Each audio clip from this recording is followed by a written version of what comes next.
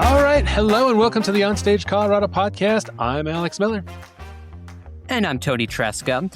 In this episode, we are discussing the recently announced Henry Award nominees. This is the 20th Annual Theater Award show that is organized and produced by the Colorado Theater Guild.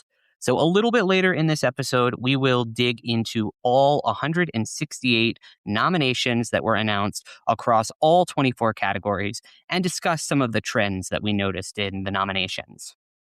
Yeah, it's always interesting to see when the Henrys come out. It's there are definitely some things that it usually misses, just the way they do it, and we'll talk about that a little bit.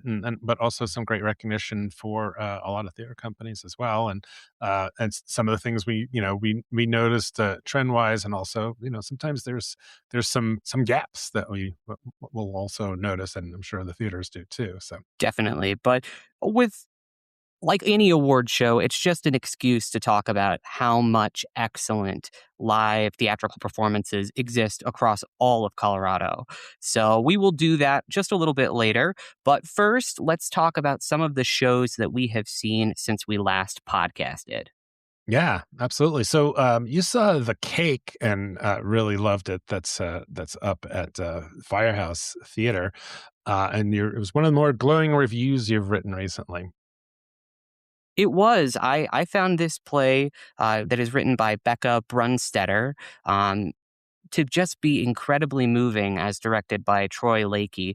The premise made it seem like it was going to be kind of didactic and perhaps even a little bit preachy. The premise is this woman comes into a bake shop. She has known this baker who is being played by Kelly Uhlenhoff. She's known her whole life, Delia, and she asks her to make a cake for her wedding, but it's not a heterosexual wedding. She is getting married to her lesbian partner, and you think it's going to just end up being kind of this very on the nose piece, but it's far more nuanced than that, and really digs into it's 4-person play. Everybody here has really interesting character flaws, and they're fully rounded, and just this cast on the Firehouse Theater stage is so kinetic. There's whether they're arguing or crying or both, or doing some kind of raucous sexcapade, because it's also very funny, even though the show kind of has this serious premise. There's so many interesting moments of levity that are intersected into the story throughout. I just cannot really recommend this one enough. It is still running at Firehouse through June 28th. It's an hour and 50, no intermission. Be prepared to feel big feelings, because it's not a play that sits comfortably. It doesn't necessarily choose any sides or offer kind of easy explanations to that central conflict that it introduces. And I think I just found this play to be a lot more interesting and moving, largely due to the excellent direction and profound performances by this 4-person cast. Mm-hmm. And then you also caught the new Catamount show. I'm not sure if that's still up or not, or is it gone through June? It just closed, but I just wanted to quickly spotlight Uncontainable. It's a collaboration between 2 Boulder troupes, the Catamounts, which you just mentioned, known for their immersive theater stuff, and Third Law Dance / Theater, which is another kind of experimental troupe in the Boulder area. And the whole thing is set in shipping containers in a parking garage off Boulder's 29th Street Mall. And when I initially heard that premise, I got flashbacks to Darkfield, that terrible experience by the Denver Center for the Performing Arts Off Center that was all in shipping containers, and you were wearing headphones, and it was just so hot and a disaster and not very well executed. But this is kind of an otherworldly piece that is probing human connection. It's set in the near future where people have largely retreated to the digital space, kind of like our world. And you're watching this renegade artist gather at sundown to kind of recover the intimacy of being together in real time. And that's done through a series of tasks like playing a vinyl record manually, which I had never done before. They were like, hey, can you go put the record on? And I was like, sure, but only if you help explain what I'm supposed to do. And so it was this whole piece that really emphasized the kind of tactile, mechanical process that goes into the activities that you choose. And all the while you surrender your phones at the start, and you think it's just you're being immersed in these beautiful moments, but the phones start slowly making more and more noise and intruding on this world. And I found it to be a really radical piece because it's not just saying like, yeah, you can just go off into the woods and escape everything, and that's a perfect life. No, there's always going to be these distractions and these trade offs, but you as a human get to focus on what you put your time into, how you choose it. If you want to just let everything be automated and hit the easy mode, okay, but you are losing something. And it's not going to be as easy to just go off and escape all this. There's always going to be these distractions.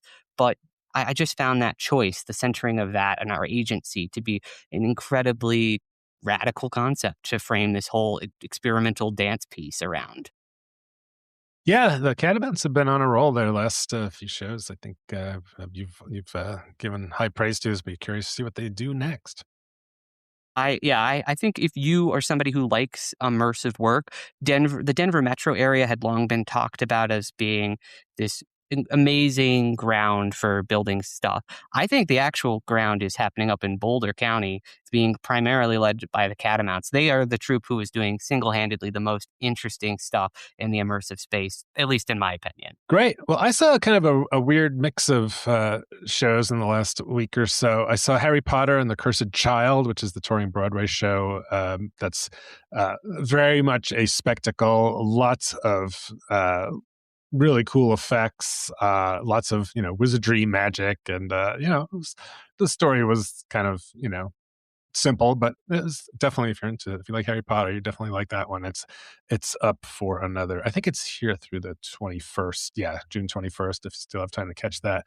And then I went up to Conifer to see Disaster! Exclamation point from Yeah. Stage Door Theater, which was like, oh my god, what a silly, silly, silly show. The song list was all these like really hokey pop hits from like the 70s and things like that. But it was very funny. Great cast put together by uh, the theater, just unbelievable. Like Thursday was in it; she was fantastic. Um, and yeah, a bunch Wow. of Jennifer Burnett was in there. Yeah, it was really strong cast, and so really really a fun show. And I think that one's got another week or two. And then Jen and I went to this thing called Celestia, which Yeah, I've heard about this. Isn't this like an immersive thing inside is it a church or? yeah, it's in St. John's Cathedral. So it's a really interesting idea, and it's not really a theater piece, or I don't know if I'd call it an immersive piece. It's more like I don't know, an exhibition or something like that. But the idea is like kind of like when you think about like going to a laser light show, it's projected on an observatory, like a smooth space. The Mhm. idea was to use all kinds of LED lights and projections and project them onto the ceiling and walls of the cathedral, which are anything but a flat, regular uh, uniform space. It's got and it was pretty amazing the way they were able to to light up the place. And it was so it was a little on the short side. I think it was only about 40 minutes, and you're basically looking up Mhm. the whole time. But I thought it was pretty interesting. I wasn't quite sure if it was enough of a meal, to like almost felt like it Mm. needed something else. Like I don't know what that would be. But everybody was kind of like, "Is it over?" Uh, and but definitely cool. This reminds me, have you been over to it's called the Church of Cannabis in Denver? No, Or heard of it? no. It's a similar thing. It's in an old converted building. It's on one level kind of just this museum dedicated to cannabis, weed, as it sounds. But then they also have on this another level a light show that takes place on the kind of ceiling in which they do all these projections and cool Uh things. huh. And Okay. the Church of Cannabis that thing, they do have a little bit more on the entrance and as you leave to make it feel like a full experience. Sounds like maybe that's what this piece could use. Yeah, I was definitely thinking if you're of the persuasion to get high or maybe hit some shrooms to go to something like this, it would probably really elevate the experience if it doesn't freak you out. So yeah, interesting and beautiful church. I mean, beautiful cathedral. It's really cool to be in there. So Totally. and then April saw POTUS. at Springs Ensemble Theater Company. The full title is POTUS, or Seven Women Trying to Save. I can't remember the whole POTUS, thing. or Behind Every Great Dumbass, are 7 women trying to keep him alive. Thank you. Yes. So she thought that was a pretty good production down there if you happen to be in the Springs. So yeah, and we'll talk a little bit about other shows coming up, but we can switch over to our main topic. You want to kick it off? Sounds good. For our main topic this month, we are going to be talking about the Colorado Theater Guild's annual Henry Awards. This event is a celebration of last year's theater season. That's defined as June 1st through May 15th. So that's June 1st, 2025 through May 15th, 2026. That's the Henry season, according to the Henry eligibility requirements, which, if you want to read more, they're all on the Colorado Theater Guild website and you can read it all. But we dug into it, so you don't necessarily have to. This event is a fundraiser for the Theater Guild, and it marks the 20th anniversary of this ceremony. It's going to take place on Monday, June 20th at the Arvada Center for the Arts and Humanities. It's going to be co-directed by Kenny Moten, Jessica Hensley, with musical direction by Alex Steinhorn. I wonder if there will be any nods to the history of this event and the ceremony. I mean, 20 years is kind of a big deal. Yeah, probably. Oh, I just wanted to say, I think it's July 20th, right? Did I say June? It You is did. July 20th. That is Okay. correct. Yes. All right. So yeah, I mean, I think they should, and it's definitely getting to be a storied tradition in Colorado. So and it's worth just kind of saying what they are. They're named for a longtime local theater producer, Henry Lowenstein, who passed a few years back, and who was just a big name, really influential person in the development of Colorado theater. So the nominations are determined through a judging process. They have like more than 100 people statewide. They're like people like, maybe theater professors, other people, theater lovers, things like that. And so basically they just have a ballot after every show, and you just kind of score, like, I don't know. I don't remember what the scale is, like, so 1 to 10, direction, choreography, whatever, all those different categories. And then it's very quantitative and, in that respect. And they just kind of tally them all up. And if you got the most points, then you win. And that is also how and why ties often do happen in the winners list, is because they are literally just adding up the points from the judges' sheets. And so if 2 people get the same amount of points and they're the most, they are the 2 winners, or 3, or whatever, how many folks tie. So yeah, it's all very mathematical. All shows, in order to be eligible for this award show, must be produced by a member of the Colorado Theater Guild. So you actually have to pay your dues and be a part of the org to be recognized. And then most categories are divided into tiers, 2 tiers. If you are an organization who has a general annual budget of $500,000 or more, you are in tier 1. And if you have less than that, you are in tier 2. So it's a pretty clear numerical cutoff line there. And interestingly, this year there are no tiers for outstanding play and musical production, play and musical direction, ensemble performance, choreography, or new play or musical. All other categories are tiered. Right.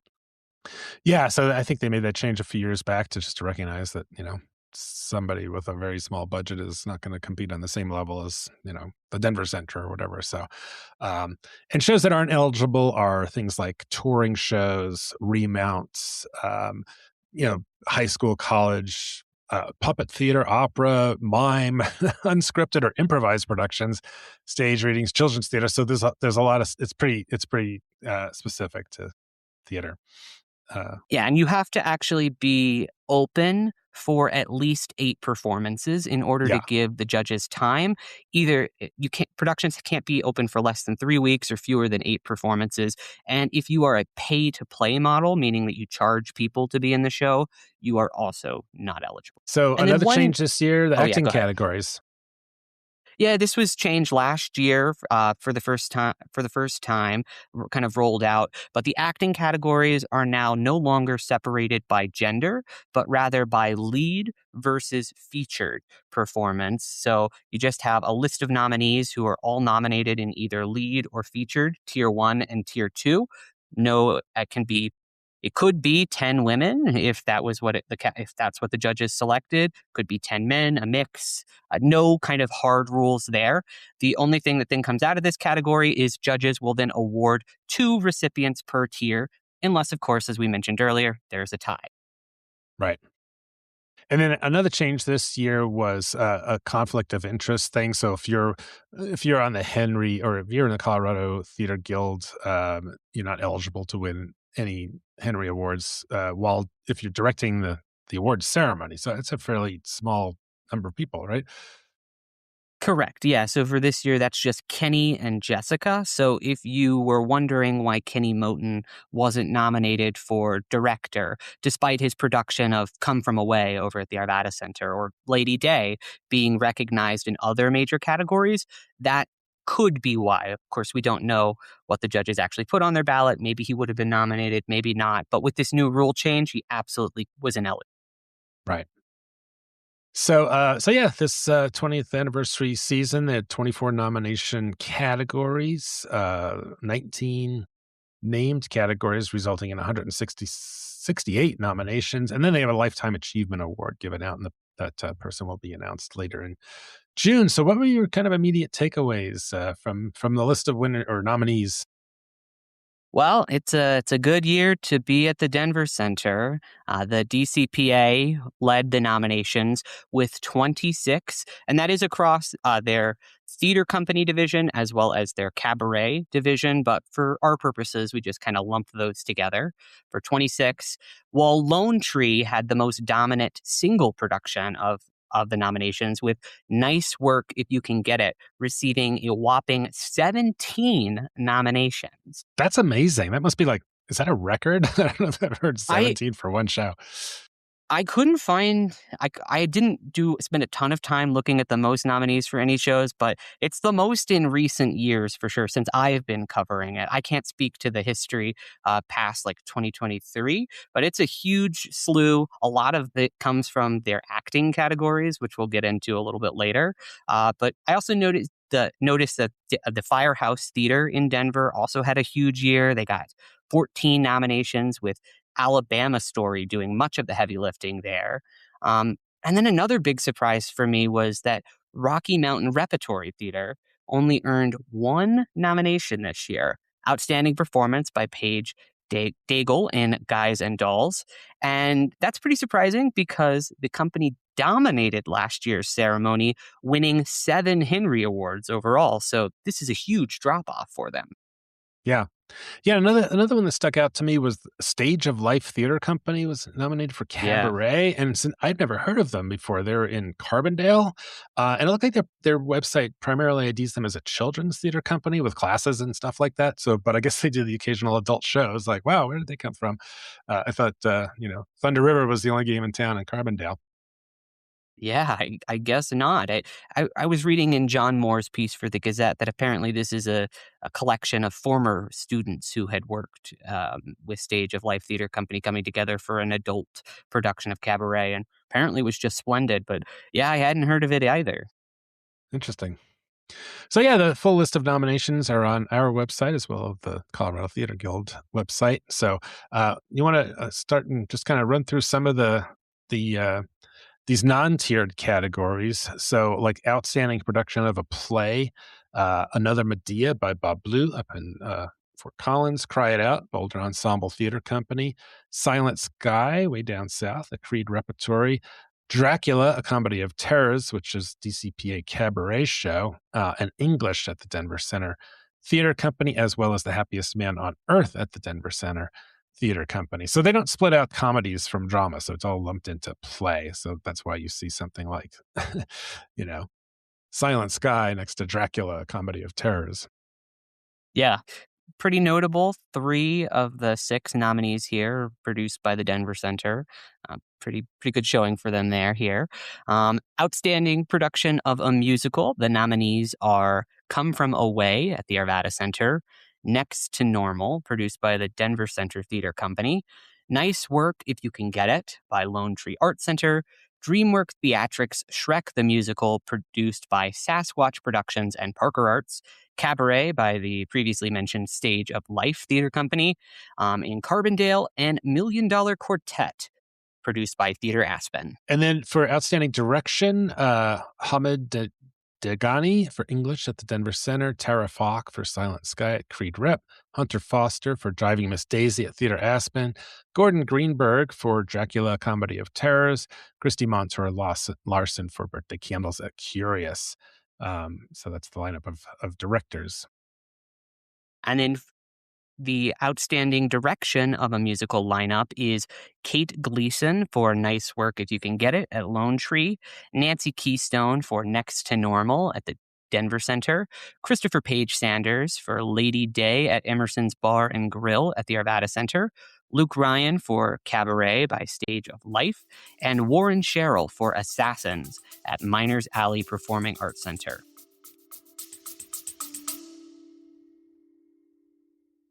OnStage Colorado is sponsored by the Boulder Ensemble Theater Company, whose production of Witch runs at the Denver Savoy July 23rd through August 2nd, and at the Boulder Dairy Center August 6th through 23rd.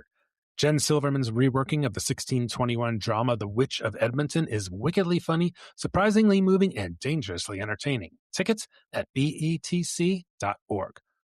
We're also brought to you by the Aurora Fox Arts Center, whose production of Violet runs June 5th through 28th. With a rich, genre-bending score, Violet is a contemporary musical that follows a young woman's transformative journey across the American South in search of healing, belonging, and self-acceptance. Tickets at aurorafoxartscenter.org. We're also sponsored by Theater Silco, presenting the musical Million Dollar Quartet, June 19th through August 2nd. Head up to Silverthorne for an unforgettable night of rock and roll history. Million Dollar Quartet tells the story of the legendary recording session with Elvis Presley, Johnny Cash, Jerry Lee Lewis, and Carl Perkins. Tickets at thesilco.org. OnStage Colorado is also supported by Candlelight in Johnstown, presenting Matilda the Musical, June 25th through August 30th. Inspired by Roald Dahl, the show celebrates imagination, childhood, and one extraordinary girl's quest for a better life. Tickets at coloradocandlelight.com. Pretty good lineup. And then for musical direction, Jacob Carl for Next to Normal at Denver Center, Jay Chang Tablada for Alanis Morissette's Jagged Little Pill at the Colorado Springs Fine Arts Center, David Niels Come From Away at Arvada Center, Alex Steinhorn for Nice Work If You Can Get It at Lone Tree, and Brad Weiss for Million Dollar Quartet in Theater Aspen. Mm-hmm. And then over in Outstanding Ensemble Performance, the nominees were The Company of Birthday Candles at Curious Theater, Come From Away at the Arvada Center, It's a Wonderful Life, a live radio play at Miners Alley Performing Arts Center. Henry judges love that show. Every time It's a Wonderful Life, a live radio play gets staged around Colorado, They seem to want to nominate that one. Same with this next one, The Mousetrap at the Arvada Center for the Arts and Humanities, and finally, Nice Work If You Can Get It, Lone Tree. So for outstanding choreography, Jeffrey Denman for Mary Poppins at the Colorado Springs Fine Arts Center at Colorado College, Christopher Page Sanders, once again, Nice Work If You Can Get It, Sarah Parker for Jagged Little Pill at the Fine Arts Center, Luke Ryan for Cabaret, Stage of Life, Pia Wyatt for The Wild Party at Thingamajig Theater Company. Boy, I don't think I've seen Thingamajig nominated for anything in a long time. They're down in Pagosa, I think, Pagosa Springs, and I'd love to go down there sometime and see what they're doing in the summer.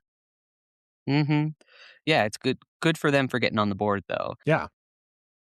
And then the final category we're just going to read out is Outstanding New Play or Musical. So this is world premieres that happen in the Colorado marketplace. Nominees include Godspeed at the Denver Center, Miss Manhattan, which was co-produced by 19K Productions and Center Stage Theater Company, Stocking Stuffers over at Miners Alley Performing Arts Center, H.E. Double Crooked Letter at Firehouse Theatre Company, and Cowboys and East Indians at the Denver Center. Wow.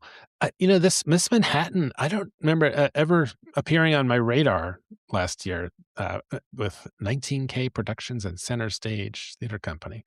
So good for them. I saw the workshop of it. I I guess it was a couple years ago. I didn't. I guess I also missed this full production, so I can't Mhm. comment on it. But it was nominated in a couple of spots throughout here. So Yep. clearly, the Henry judges took notice and thought it was pretty good. Yep.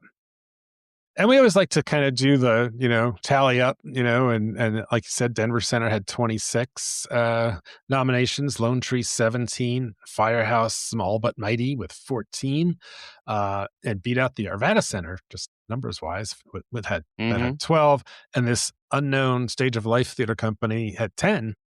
And Theater Aspen and Platte Valley Theater Arts, they're up in Brighton, both had 8.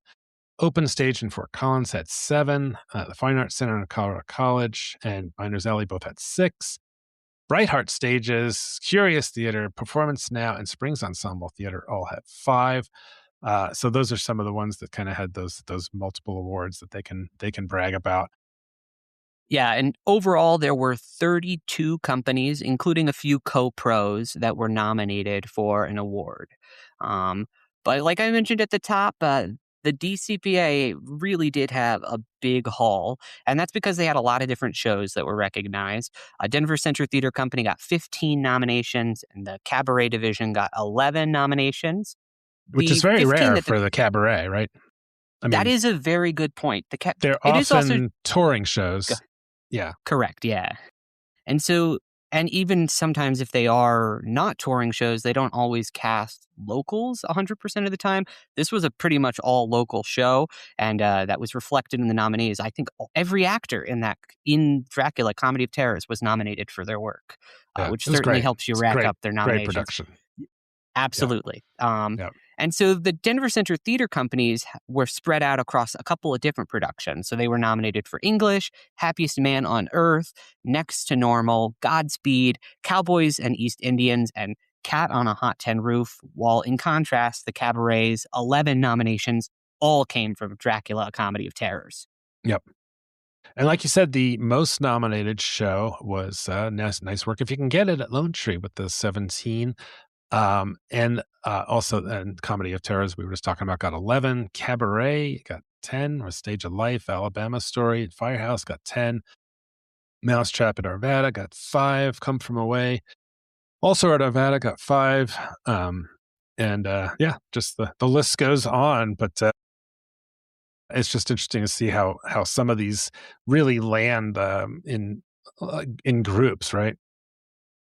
That was one of the things I really noticed this year about the nomination toll is that when the judges liked something, they really liked it. There was not a desire to kind of like spread the love or even necessarily within a particular company's season, spreading the love to different shows like Firehouse Theatre. They got a couple other nominations, but it really was they loved Alabama Story, and so they nominated them there.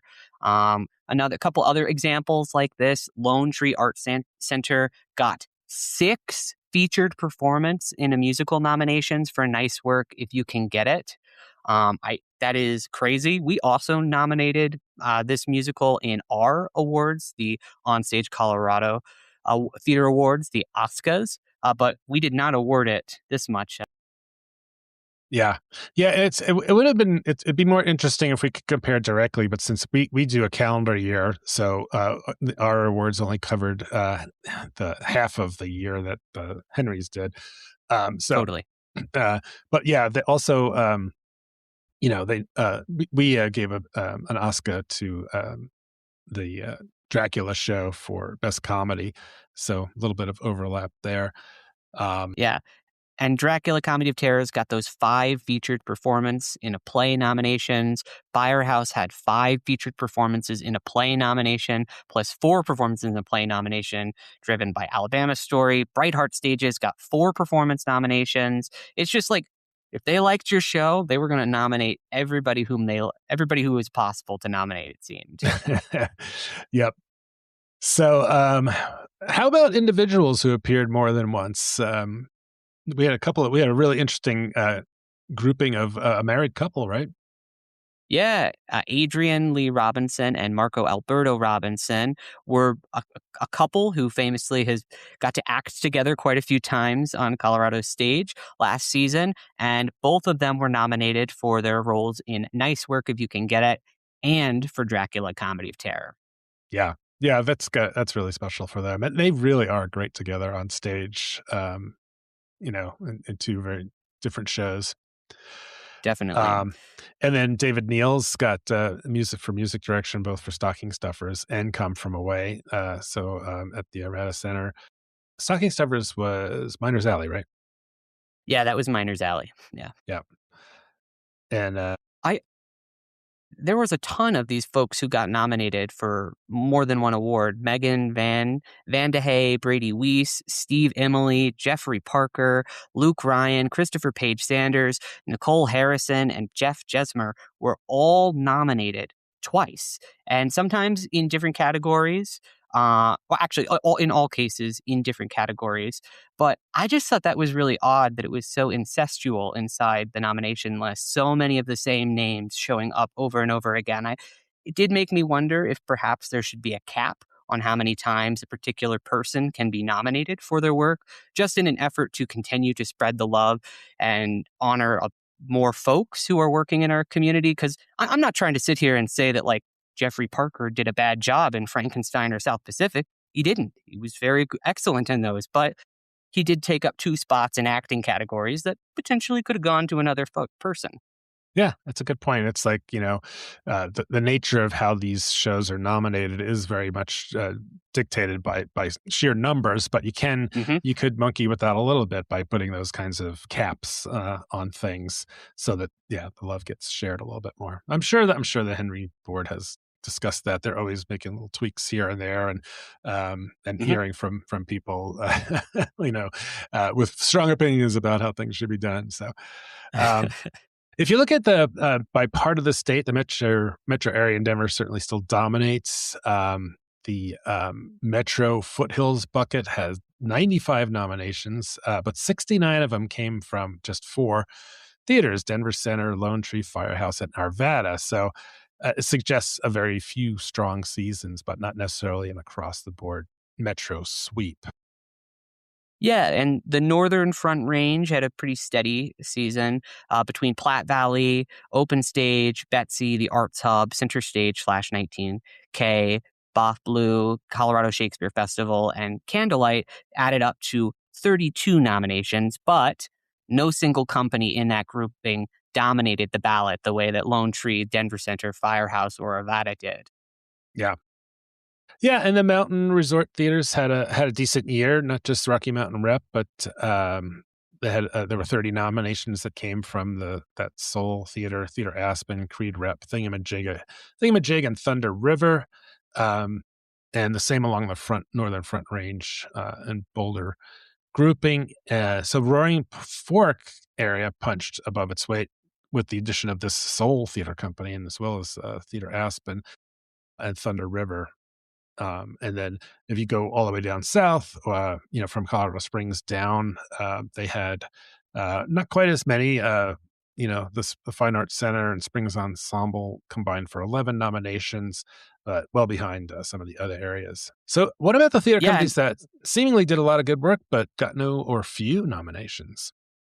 I think speaking to the kind of lack of nominations in the southern Colorado area, I found it surprising that TheaterWorks did not appear at all on the list Yeah, for any of their productions. They do pretty consistently strong work. I had a couple of quibbles with a couple of the shows I saw there last year, but I still thought that they were in many ways excellently technically designed in many cases, and so I was surprised that they got blanked. Same with the Aurora Fox.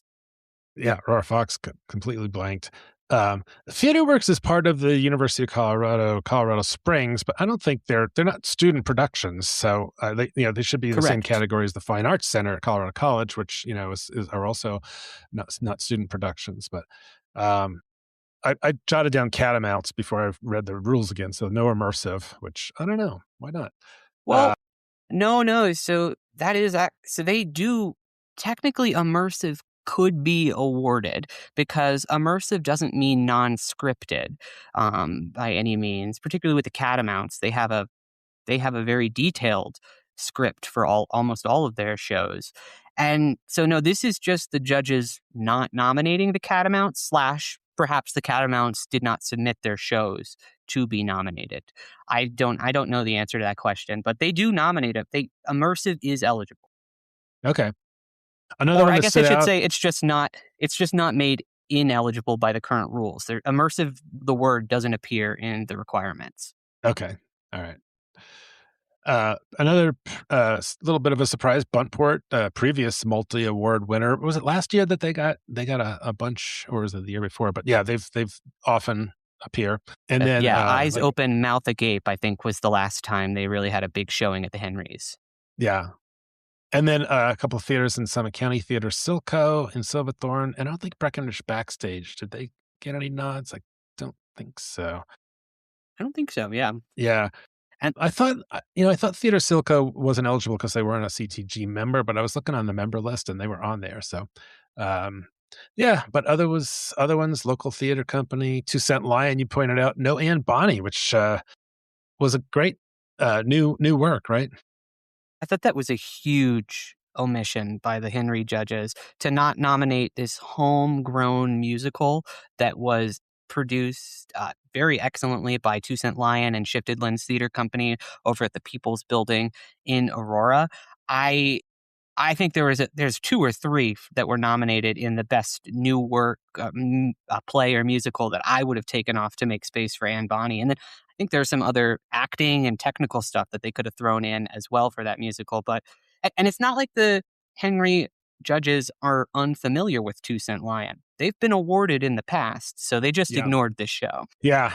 Also, ignored since 2020 is Family, Denver's disability affirmative theater company that does decent work and sometimes really good work. They had a little bit of a rougher season last year. I'm not gonna sit here and try to argue that. Pippin, Dance Nation, not their strongest work, but Little Women that they did, in I believe it was March of this year over at in North Glen was excellent. I thought maybe that might have made an appearance here, but yeah, I think the Henry judges really need to take a look at themselves and ask why Family Theater Company has not been nominated for a single award since 2020, because it's not like this company has not done stellar work since then. Midsummer Yeah. Night's Dream, a chorus line, just off the top of the dome, some of the best Yeah. stuff I've seen in the metro area in the last 5 years. And so I just take note of that, Henry judges. I wonder, I don't know. Another biggie was the Colorado Shakespeare Festival. I mean, they had this amazing production of The Tempest that didn't get a single. They got one It got nomination. I can't remember. one nomination. Well Yeah. deserved for Karen Slack's performance as Caliban, which when I wrote in my review, I identified Slack's performance as being the highlight of the show. She really Yeah. made your heart break with her Caliban, but I was just astounded that didn't get a nomination for direction for Kevin Rich, best play, costume design. The sound in that show was otherworldly. There were a lot of Lighting. Yeah. categories. So much. Yeah. Exactly. Yeah, so kind of strange. And then Town Hall Arts Center wasn't on there at all, but then you had a note in here that they pulled out. What was that all about? Yeah, so according to reporting from John Moore of the Denver Gazette, quote, Town Hall Arts Center pulled out of the Henry Awards consideration without comment after last year's staging of On Your Feet, which was nominated for one Henry Award for Outstanding Performance in Musical Tier 1 for Brandon Lopez. However, because of its decision to pull out, that meant that its productions of The Wiz, Spamalot, and Avenue Q were not eligible. So if you pull one show, you're out for everything. Is that how it works? So they chose to not submit their other shows. On Your Okay. Feet was submitted and did get that one nomination, but then for whatever reason the company just declined to submit the rest of the shows for consideration. And that's totally within their right. Yeah. But it's an interesting decision. And then Vintage Theater, which is a theater company that probably produces more shows than any other company besides the entirety of the DCPA. They only got one well-deserved nod for Andrew Eulenhop in Angels in America, but nothing else. Yeah, I mean, Vintage they do pretty consistently good work. They do sometimes have a couple of technical bumps here and there in some of the stuff that they do, but the acting is usually always uniformly strong over there. There's some excellent design elements that popped from several of the shows from their past season. I thought maybe A Shark is Broken that they did at Vintage might be nominated for its scenic design, which I thought was really inventive over there. But so yeah, I was surprised. Obviously, Andrew Eulenhop was astounding in Angels in America. His Roy Cohn is permanently seared into my brain and in a good way. And so I was happy to see that. But yeah, it's an interesting for result for Vintage, who does produce so much. And Yeah. then even though Birthday Candles cleaned up for Curious Theater, I was surprised to see that Eureka Day and Job, which I thought were just fantastic productions, particularly Job, got totally blanked. Curious had a great season. I mean, everything they They put up did. was really strong. So, but yeah, at least Birthday Candles got recognized. So I don't know Mhm. if I'm going to make any predictions. I mean, it seems like Nice Work If You Can Get It is probably going to, you know, do pretty well with 17 nominations, and the Denver Center always does pretty well. But do you have any thoughts? Yeah, I agree. I'm inclined to agree. It seems like Nice Work If You Can Get It is probably going to have a really good night. I'm curious to see how outstanding production of a play shakes out. I feel like if you're just going off the math, Dracula Comedy of Terrors, with its 11 nominations in there, is definitely the most awarded production in that category. But I wonder if maybe the Henry judges might go with a slightly more prestige pick, or if having uh, in here, but I don't know. Could just be that since Dracula was so ranked so highly on the ballots, it's just going to walk away with a clear win in this category. Yep. Well, we will find out at the awards ceremony next month, right? And we'll have all those results when they come out. So, um, no interview this month, so we can just move on to our Colorado headliners. So these are shows coming up that we think are well worth checking out. And what have you got to start off, Tony? I've got a homegrown production that's taken place in Cripple Creek. It's called Under the Colorado Moon, and it is billed as a Cripple Creek melodrama that's written by Chris Warrenson. It was last seen on the Butte stage back in 2022, and it tells the story of Brett Armstrong, who is in financial distress after he lost a wager and was falsely accused of forgery. So he must fake his own death and flee for a new life in the rough and tumble mountain town of Cripple Creek, Colorado. He assumes a new identity, and what do you know? Hijinks ensue. Yep. I got to get down to Butte sometime. They've been doing the melodramas down there, but they're pretty solid. They're Hmm. super corny, but if you've never seen one, you got to check them out. They're a lot of fun. Speaking of a lot of fun, the Improvised Shakespeare Company is back at the Denver Center's Garner Galleria. They're there. It's up now and it runs through July 26th. So this is an improv troupe who just takes a single suggestion from the audience and creates from whole cloth a Shakespeare adjacent sort of production with, a plot and different character. I mean, it's pretty amazing how they do it. And it's very, very funny. Yeah, the DCPA Cabaret stage, there's a lot of touring acts that come through here that are not really all that good, but this is not one of those. Every time they've come through, and it's been multiple times at this point. What is it? Yeah. 4, 5, maybe They 6 love times they they've love come through here. Colorado. Yeah, they've They said sure they seem just love. to, Yeah. and Colorado audiences seem to love them because they sell really well every time they appear at the cabaret, and for very good reason, like we just discussed. My next one is Do You Feel Anger? This is being produced at Three Leeches Theater over in Lakewood by the experimental, edgy, up-and-coming theater troupe, The Mute Point Project. This is an absurd comedy that follows Sophia, who was recently hired as an empathy coach at a debt collection agency and has her work cut out for her. It's apparent. I was just chatting with the director of this show. She actually works over at the Colorado Shakespeare Festival in their like the merch stand, and she was telling me all about this. She's like, "Yeah, you're going to be laughing a whole lot during the show, but then by the end of the show, you're going to feel kind of gross." So, Oh, that sounds great. Speaking yeah, of just what I want to gross, feel: gross after theater. Yeah, I was just going to say, speaking of gross, my next one is the Garbologists at the Ent Center in Mm. Colorado Springs through June 28th. So this is about a couple of sanitation workers, I guess you call them. Danny's a white collar, I'm sorry, a white blue collar, born and bred New Yorker, and Marla is a black Ivy League educated woman, and they've just joined the sanitation department, and they've got um, there's a lot of bickering and bonding and uncovering of expected truth, and a banger cast. I mean, it's directed by Jeree Henshaw and starring Jada Dixon and Josh Robinson. So that sounds like a lot of fun. Yeah, I just was looking at some set pictures of that this morning on Facebook. It looks really cool. They've got a Uh massive garbage truck huh. in there that they're using. I was like, oh, nice job, guys. It's Yeah, cool. Um, Up north in Johnstown, Candlelight Dinner Theater they've got a real big family friendly musical that they're staging this summer. Roald Dahl's Matilda the Musical. This tells the story of a precocious girl who has some trouble at school with a really intense headmistress and an eccentric family, but is able to find her own way through the power of reading and some magical powers as well. it's great.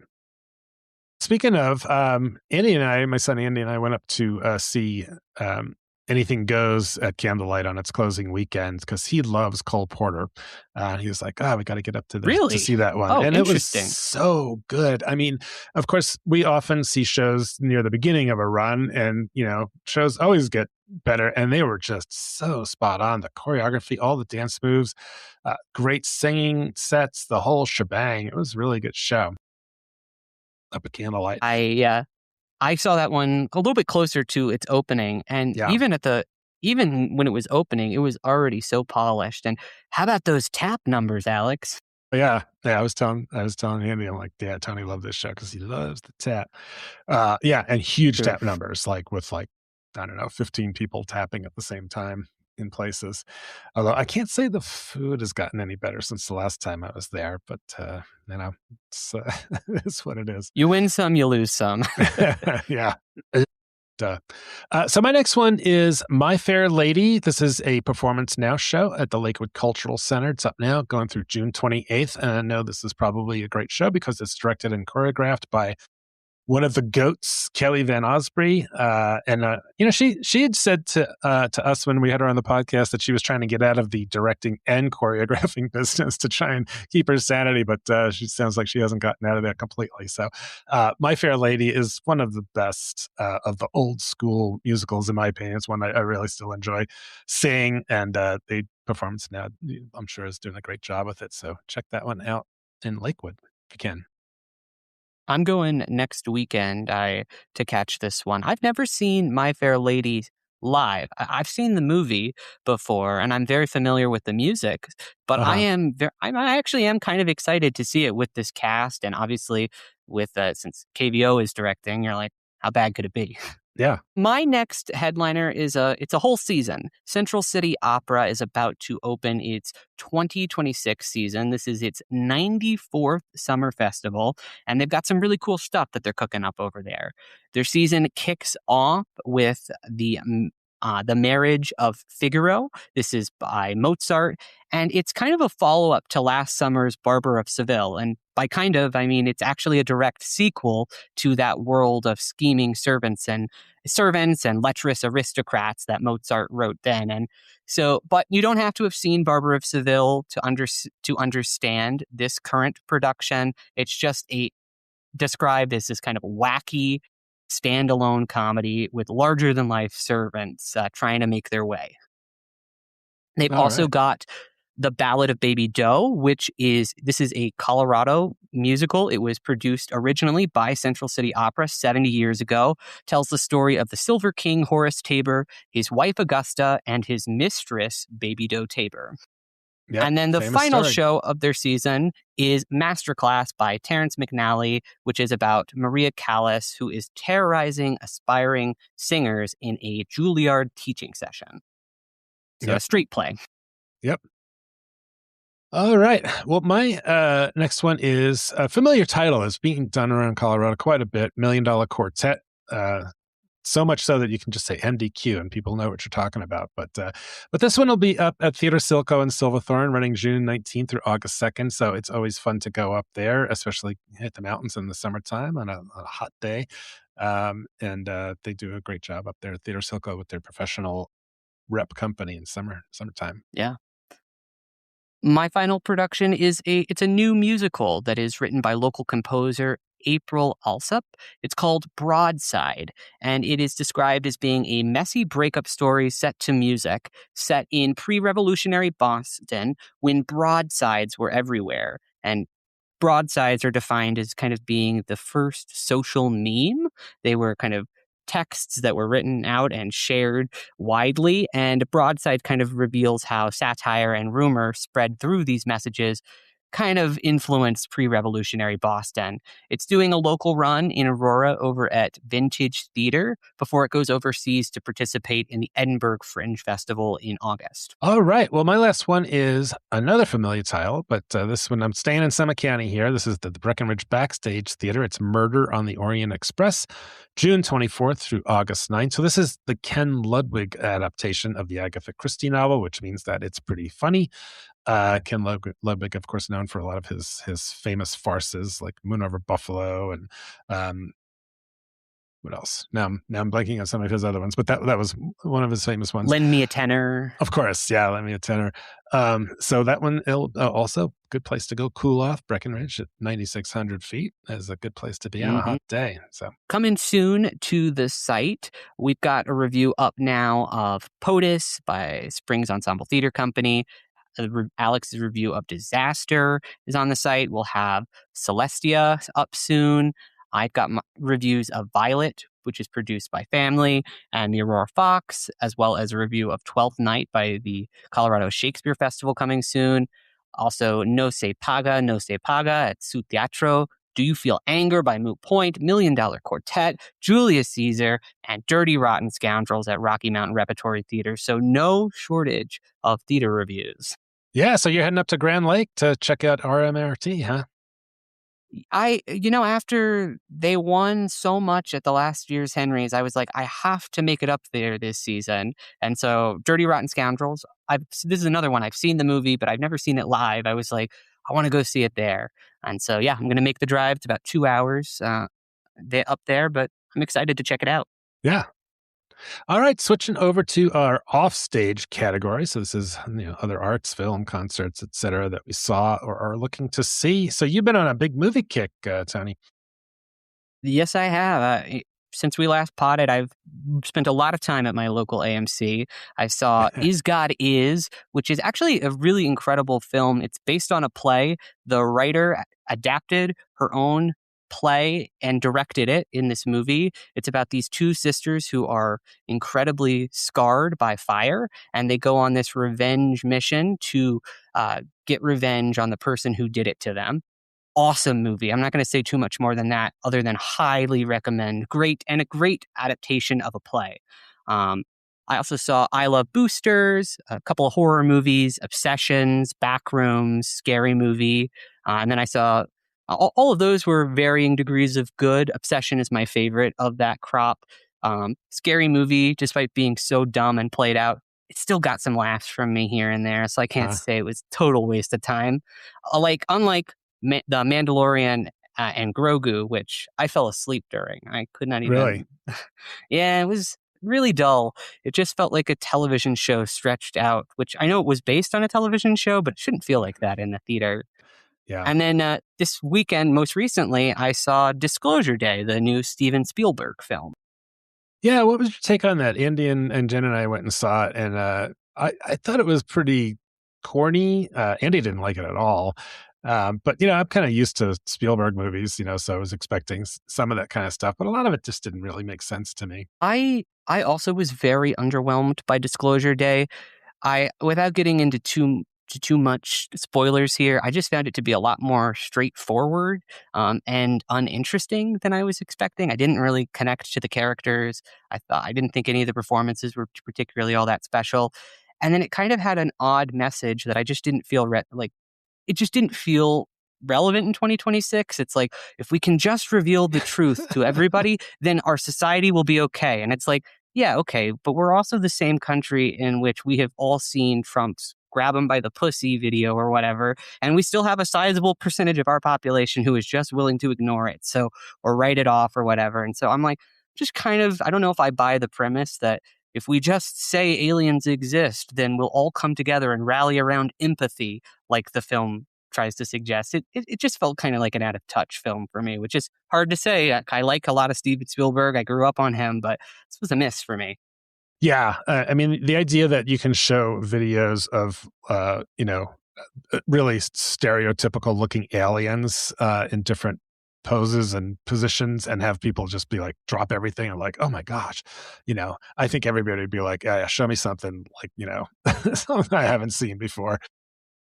I'm like, there's like one offhand line where they're like, yeah, we ran it through the AI detector and it's totally fine. And it's like, yeah, but everybody out in the real world would be like, oh yeah, this is just AI slop. I don't believe this, because we see so much things on video these days that we Yeah, just deny anyway. And so, yeah, rough watch for me. yeah, Sounds like you too. yeah. So, what else? You had Ren Fair here. Did you go, or are you going? I went yesterday to the Colorado Renaissance Festival, which takes place in Larkspur, in their very hilly area. It was an absolutely beautiful day to go to the Renaissance Fair. It The was nice. Yeah. entire time I was there it was in the 50s and 60s. And it was the theme was kind of magical, mythical creatures, and so you just had tons of folks in costumes: goblins, witches, fairies, fauns. I also saw Sauron from Lord of the Rings and Link from The Legend of Zelda. So, and some more folks who were in pirate things and time travel apparel. It's just the cosplay there is so excellent. And then it delighted me to just see all of the performers walking around and getting to riff with the folks who are in character about it. I chatted with these two women who were telling me that if I wanted to see more of them, I could watch them on Ye Old OnlyFans. And so just funny stuff like that all around. It's a great kind of immersive environment to be in. And uh, they seem to have gotten a better sense of flow on the parking and the traffic situation, because this year did not have to go on this big massive loop around. I actually just got to go right through the town, which usually the town shuts that down. So I was very happy to see that change this year. Okay. Yeah, the last time I went to the Ren Fair, it was like 1,000 degrees out, and like I don't know, yeah, and the crowds and all that. So it's hard for me to get excited about going there again. But it sounds like you hit it on a good day. Total. I guess I learned from chatting with some of the folks who work it.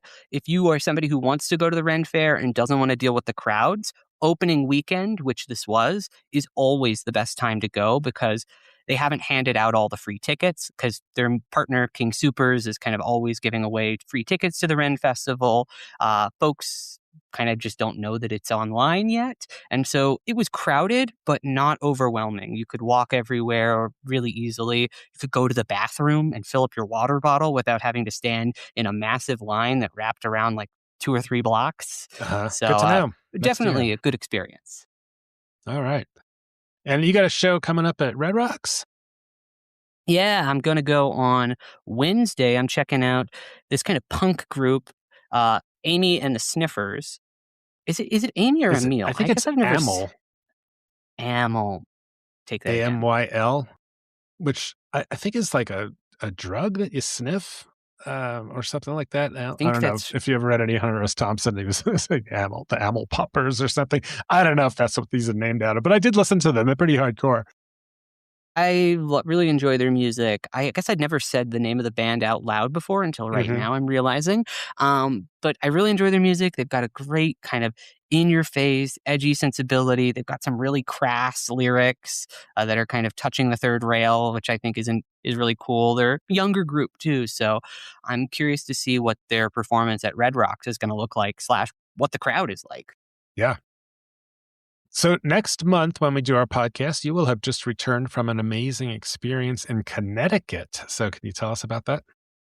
Yeah, so just a quick heads up for folks, if you are like, where's Toni? Why is he not running around Colorado theaters at the start of July?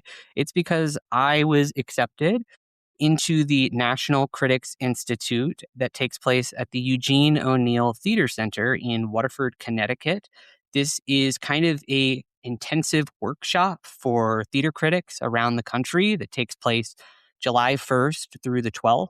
And you are working with Chris Jones, who is the chief columnist and theater critic for the Chicago Tribune. And you're getting lectures from folks, taking different workshops, and I will be going out and seeing new theater works in development that are taking place at the Eugene O'Neill Theater Center and in the surrounding areas, and taking in, I believe it also encompasses like reviewing restaurants and things, which I've never done. So I'm curious to kind of dabble in that area and learn some more, and also just get to network with some folks who are doing this kind of work all around the world. It's just, I'm freaking out. I'm super excited to go to this.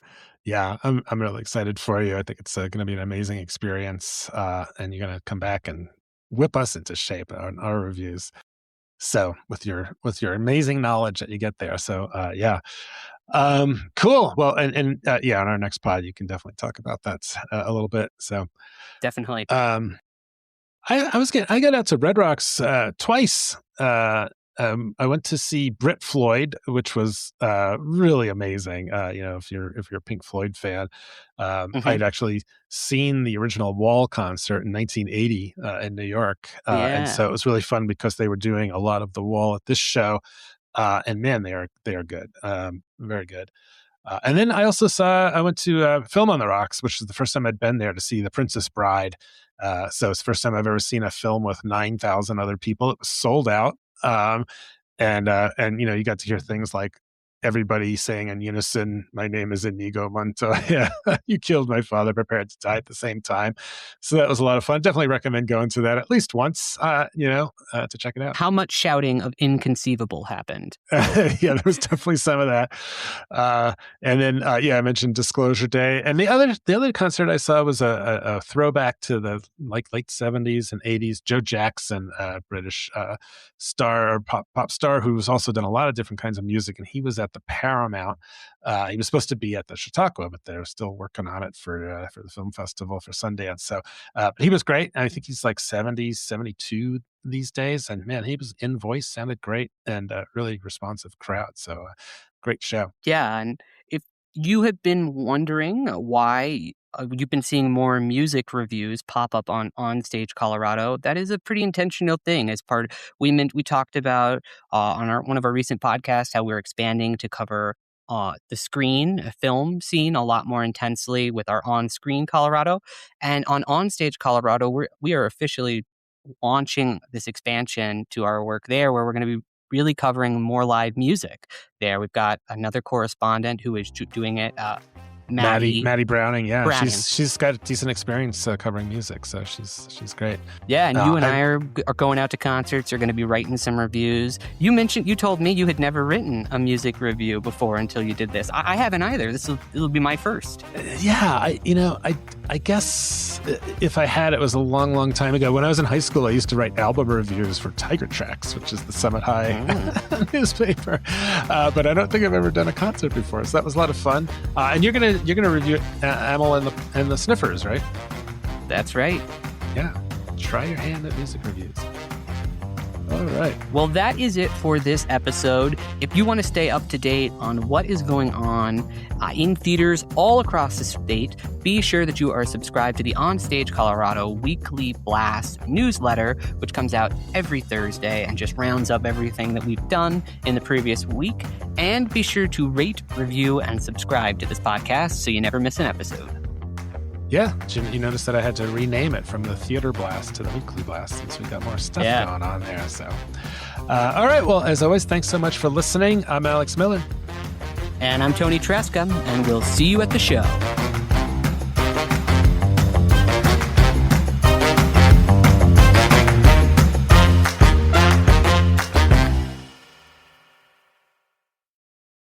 Hey, it's Alex here, founder, editor, and publisher of OnStage Colorado. Thanks so much for listening. As other publications have stepped away from covering Colorado theater, we've stepped up. In 2025 alone, we published over 165 reviews, making sure our vibrant theater community in Colorado gets the attention it deserves. But we can't do this without your support. If you value having a dedicated source for Colorado theater journalism, please consider making a donation at onstagecolorado.com. Every contribution helps us continue this work. And if you're not already subscribed, sign up for our free weekly Theater Blast newsletter. Every Thursday morning, we deliver the latest reviews, theater news, and upcoming show listings right to your inbox. You'll find the sign up at onstagecolorado.com. Thanks again for being part of the OnStage Colorado community. We'll see you at the theater.